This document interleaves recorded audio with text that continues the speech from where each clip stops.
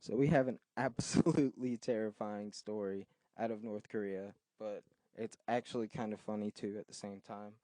So the Washington Post reports here North Korea didn't test a nuclear weapon, but it did try to test or try to launch another missile. So North Korea has been posturing over the last few weeks. They've had their biggest holiday in the whole year this week, where they show off some of their military strength, where they show off some of their missiles, and their soldiers march down in like uniform fashion. We've all seen those videos, and it's basically a big chest pump. I think they also took out like a mock raid on South Korea, which is obviously another move to show strength by Kim Jong Un. So Anna Fifield reports here. With the kind of fanfare that only a totalitarian state can muster, North Korea on Saturday flaunted missiles that could theoretically reach the United States and definitely stated that it was prepared to counter any U.S. attack with a quote, nuclear war of our own, end quote.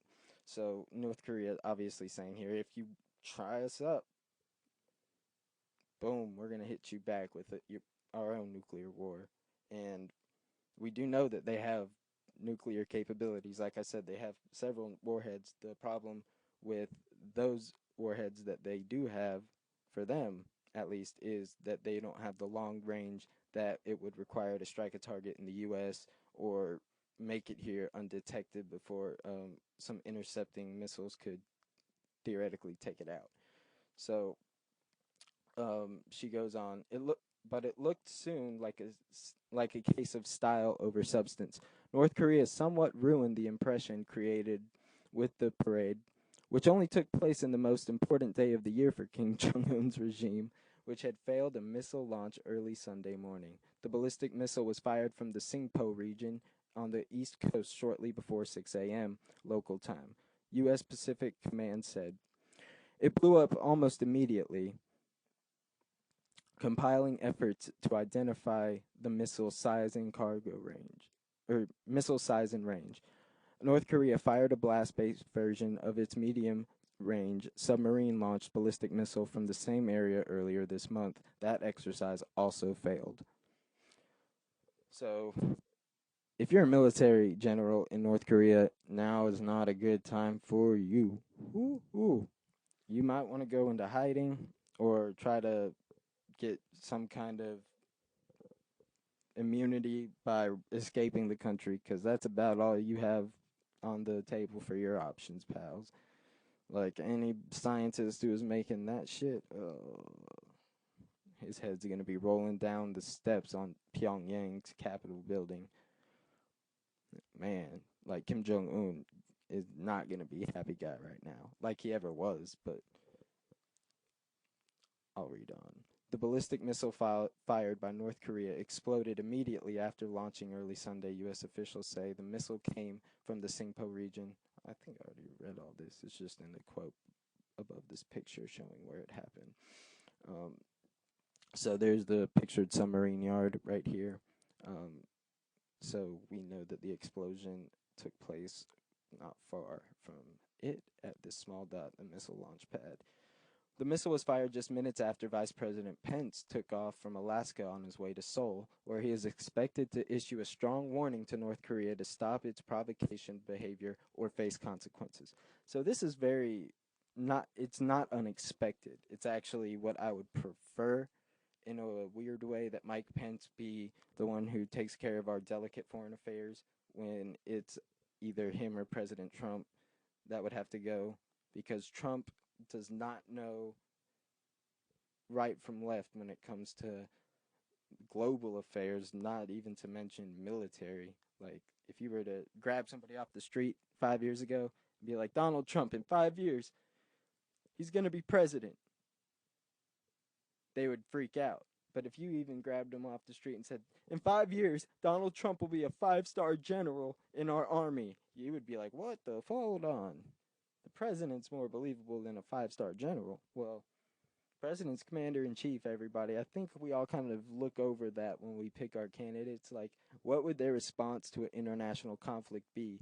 Are they mature enough, or do they have the decorum and the patience it takes to do a lot of these peace negotiations that could otherwise just end up in catastrophe?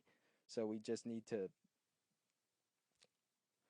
whew, let's just hope that Mike Pence can calm these tense nerves everybody is feeling, because the situation in North Korea isn't really a joke, and it may not, may not threaten your life, but it definitely is threatening millions of lives right now. And who knows, if we get pulled into a war out of this, we might, or we may well lose some of our own. So I'll just read a little bit more.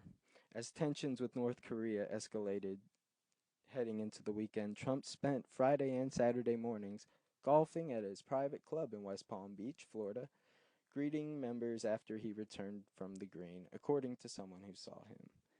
So I believe like there's an insane amount of like games that of golf that Donald Trump has played, particularly like since he started office, which is really strange because I remember somebody who looked like Donald Trump and sounded like Donald Trump and is Donald Trump that made fun of Obama nonstop or chastised him for golfing while he was president. Well, now we know President Trump has been golfing a total of 17 times, more times than Obama did at this time in his first term, which was actually zero, goose egg.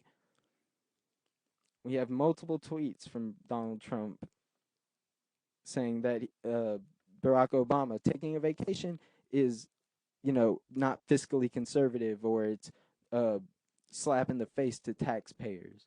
When this guy's already cost us about $23 million from his trips to Mar-a-Lago, not to mention about the $1 million we spend every week for his wife and son, Melania and Barron, to be in Trump Tower in New York. Just Secret Service alone, $1 million a week. That's insane. And he's golfing while like the biggest global political event in my recent memory is happening as we speak. Like, we have ships all around the North Korean and South Korean peninsula ready to fire on the nation, and everybody's just asleep. Like, I don't think a lot of people are paying enough attention to this. Even if you're not into politics, you should be into living. I think we can all agree living's a good thing. So let's be active, be proactive, talk on a microphone into a computer or a phone, sign up for a community-based project you believe in, get into politics, do something to, positively influence this world while we have it. Because we might not have it for too much longer before we go into like a nuclear winter, and we'll have to start cannibalizing each other and growing shit tomatoes like in The Martian. Or potatoes, not tomatoes. That'd be even worse. Shit tomatoes. Ugh. But anyway, that's why I'll drop this story.